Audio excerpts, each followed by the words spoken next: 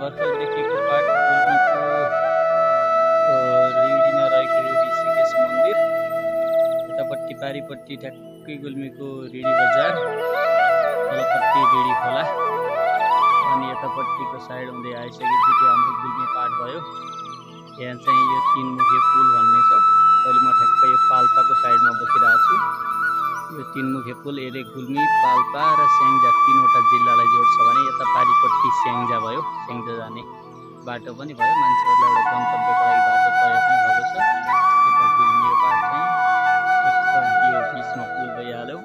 यता पारिपट्टिको पाट स्याङ्जा छ भने यता पछाडिपट्टिको म बसेको साइड यता पाल्पा भयो। तलतिरपट्टि यो काली गण्डकी नदी छ। नेपालको सबभन्दा धेरै शालिग्रामहरू र नेपालकै शालिग्राम पाइने नदी भनेर पनि चिनिन्छ। यहाँ साना साना शिलाहरू, ढुङ्गाहरू, एकदम चिलियो खालका ढुङ्गाहरू पाइन्छन्, त्यसलाई यहाँ शालिग्राम भन्ने गरिएको छ। धेरै ठुलो छ यो नदी, तपाईँ हामीहरू यत्तिकै तर्न पनि नसकिने, हामीहरूलाई डुबाउने त्यति ठुलो खालको नदी छ। यो पुल चाहिँ नेपाल सरकारको आफ्नै लगानीमा पर्यटकहरूलाई आकर्षण गर्ने उद्देश्यले बनाइएको पुल हो। एकचोटि घुम्न आउनको लागि एकदम सुन्दर छ ठाउँ।